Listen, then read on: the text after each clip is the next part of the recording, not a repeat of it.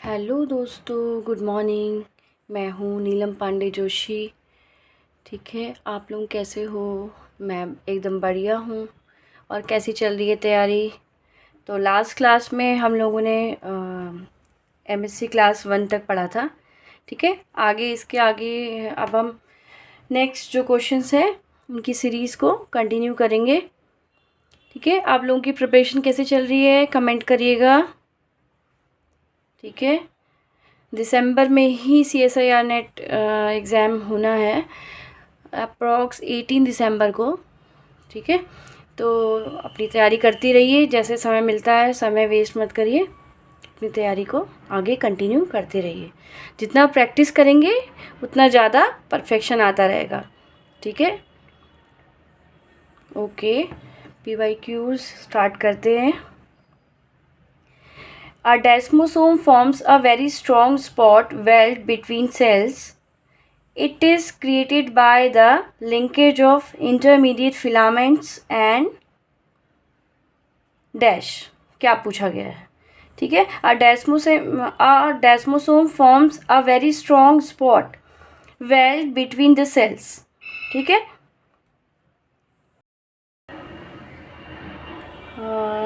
it is created by the linkage of intermediate filament, that is cadherin। okay, intermediate filament and cadherins desmosome बनाते हैं। Okay, given are few processes which may be involve in conversion of proto oncogene to oncogene. ठीक है, अब question एकदम seriously पढ़ना है, ध्यान से पढ़ना है, फोकस होकर पढ़ना है कि क्या पूछा गया है। Which one is not appropriate? Not appropriate पूछा है। ठीक है, तो नॉट एप्रोप्रिएट में देखो म्यूटेशन, पहला ऑप्शन देखते हैं, म्यूटेशन इन कोडिंग रीजन। अगर कोडिंग रीजन जो है वो किसी ना किसी फंक्शनल जीन को कोड करते हैं, ठीक है, तो जीन ट्रांसक्राइब होके DNA से RNA से ट्रांसलेट होके प्रोटीन बनाएगी, और वो प्रोटीन कहीं ना कहीं हमारे यूज़फुल रहेगा बॉडी में, कहीं ना कहीं वो यूटिलाइज होगा किसी भी मेटाबॉलिज्म में, कैटाबॉलिज्म और एनाबॉलिज्म, या किसी प्रोडक्ट के सिंथेसिस में। तो कोडिंग रीजन में अगर म्यूटेशन हो रहा है तो प्रॉब्लम तो होगी। तो इसमें लिखा है which one is not appropriate, ये तो एप्रोप्रिएट है।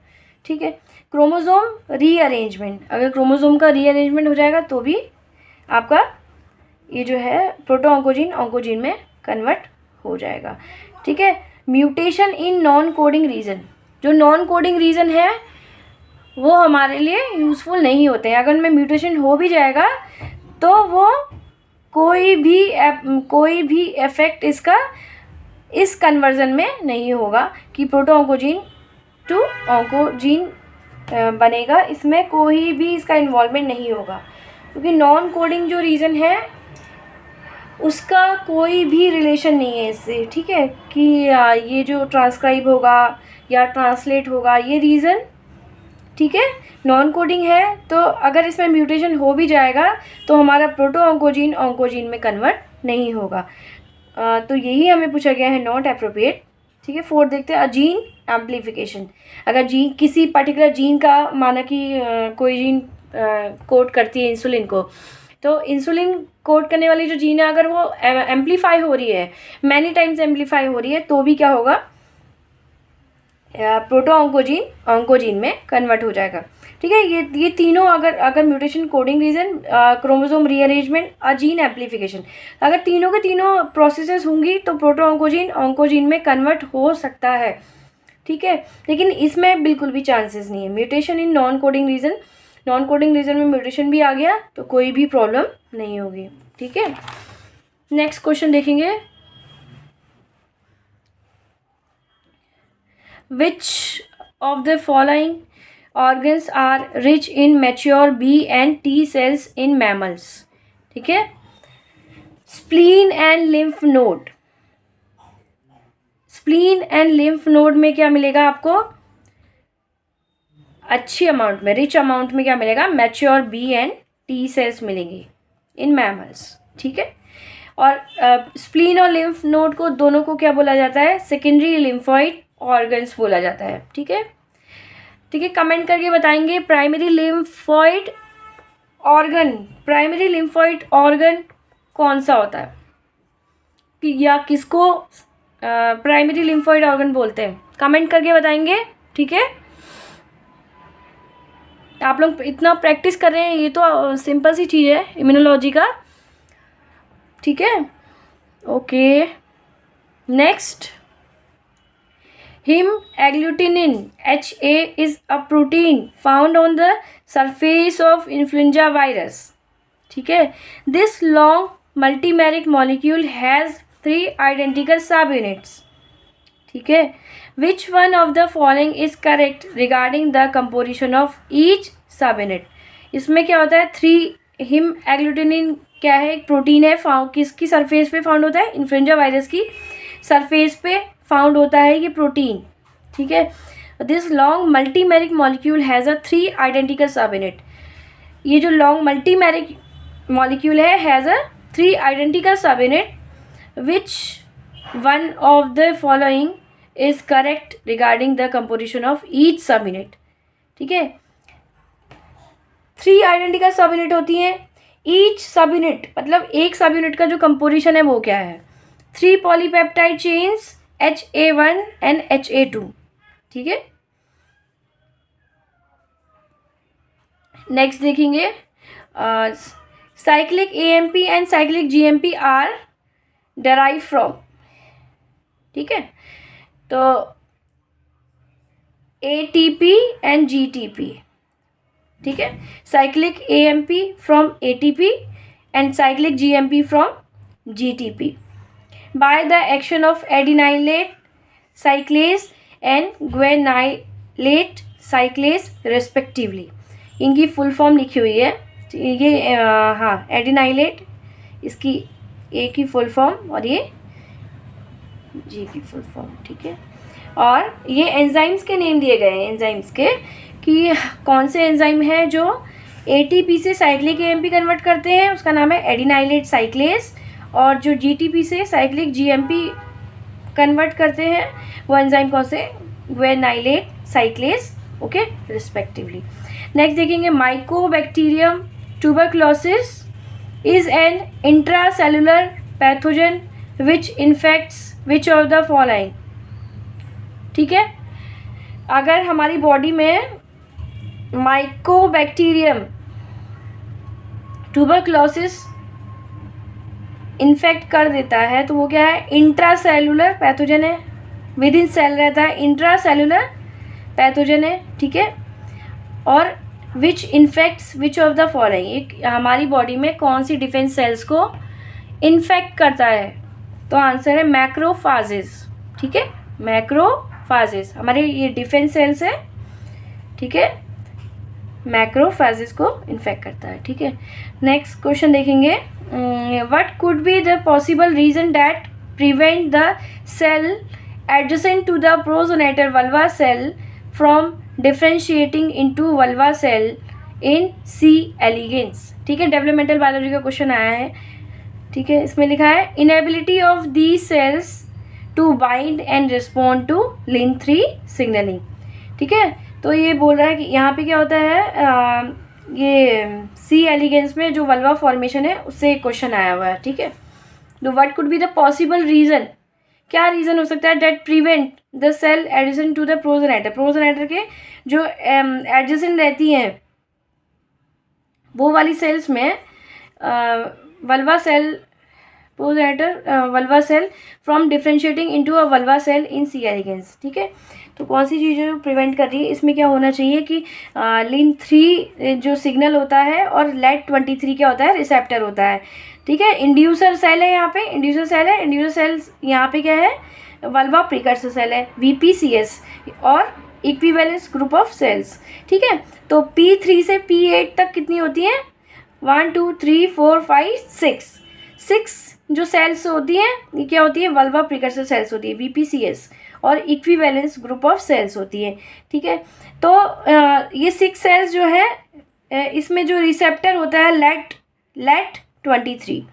ठीक है, LAT23 जो रिसेप्टर होता है ये क्या करता है, इंड्यूसर सेल जो सिग्नल प्रोड्यूस करती है, सेंड करती है, इसको ये रिसीव कर लेता है। ठीक है, इसकी वजह से क्या होता है, फिर ये 6 जो सेल्स होती हैं प्रिकर्सर सेल, ये क्या करती हैं, वल्वा डेवलपमेंट करती हैं। ओके, तो इसको बोलते हैं इंड्यूसर एंकर सेल, ठीक है, और ये हो गई वल्वा प्रिकर्सर सेल्स, ठीक है।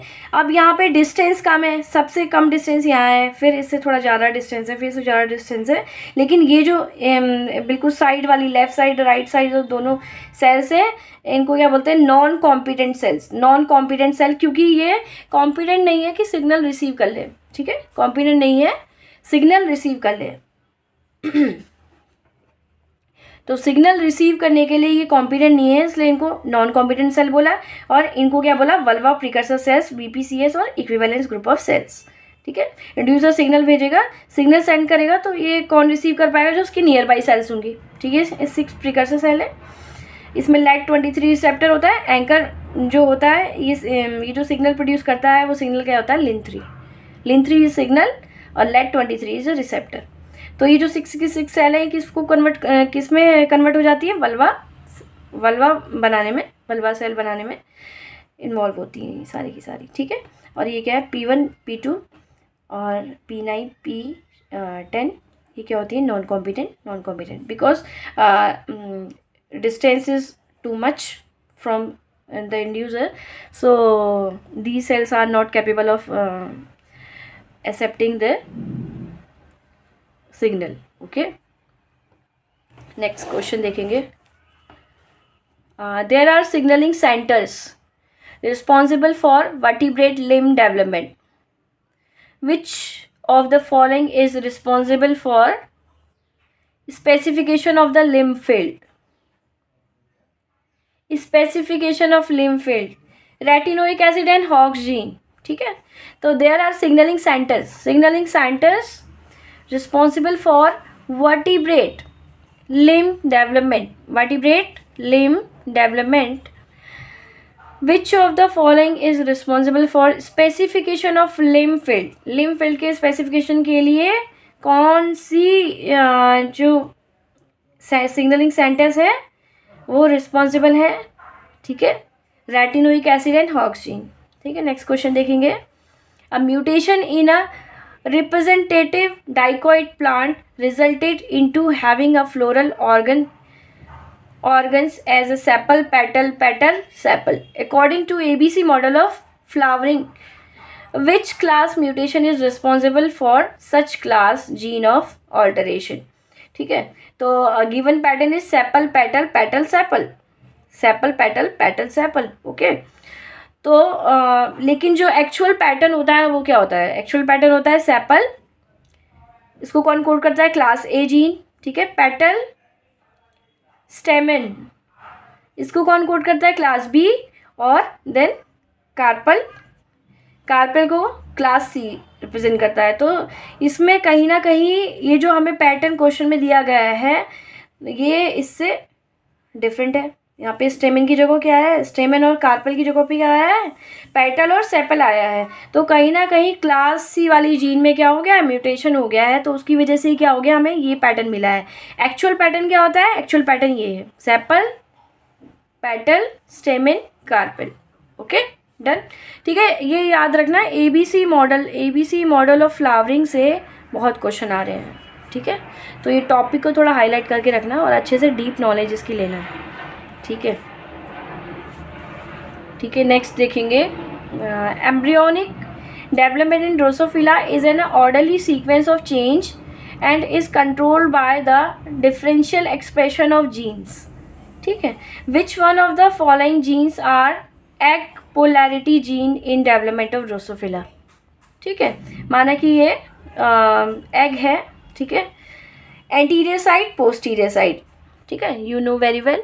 ठीक है, डेवलपमेंटल बायोलॉजी का क्वेश्चन है ये. एंटीरियर साइड पे कौन कौन से एमआरएनए, कौन कौन से जो है सिग्नल प्रोड्यूस होते हैं? Bicoid mRNA, hunchback mRNA. ठीक है, और पोस्टीरियर साइड पे कॉर्डल एमआरएनए और नैनोज. ठीक है, तो इसका आंसर क्या है? क्या पूछा गया है आपको? Which one of the following genes are egg polarity gene in development of Drosophila. Egg polarity gene कौन कौन सी है? Caudal and hunchback. ठीक है, जिससे एग की पोलैरिटी पता चलती है।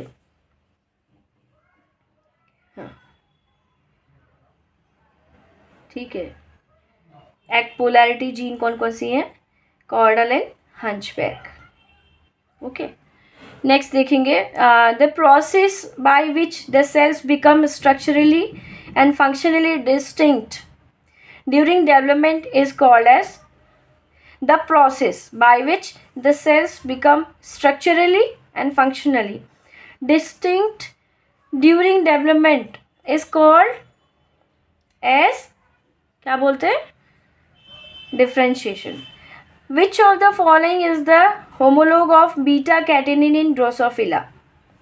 ठीक है, ड्रोसोफिला में बीटा कैटेनिन का होमोलोग कौन सा है? आर्मेडिलो। ओके, आर्मेडिलो। नेक्स्ट देखेंगे विच one of the following is the primary organiser in the case of चिक डेवलपमेंट? चिक डेवलपमेंट में प्राइमरी ऑर्गेनाइजर कौन होता है? ठीक है, क्या नेम है प्राइमरी ऑर्गेनाइजर का? क्या नेम है? Hansen's node. ठीक है, तो नेक्स्ट, बाकी का नेक्स्ट क्लास में देखेंगे। ठीक है, कमेंट करिएगा जो मैंने क्वेश्चन पूछा है, प्राइमरी लिम्फोइड ऑर्गन का नेम बताइए। तो कमेंट करिएगा, देखेंगे किसका आंसर सही है। ठीक है, कौन जल्दी बताता है और कैसा चल रहा है रिवीजन, ये सब बताइएगा। ठीक है, बाकी का नेक्स्ट क्लास में देखेंगे। Okay bye, take care, all the best.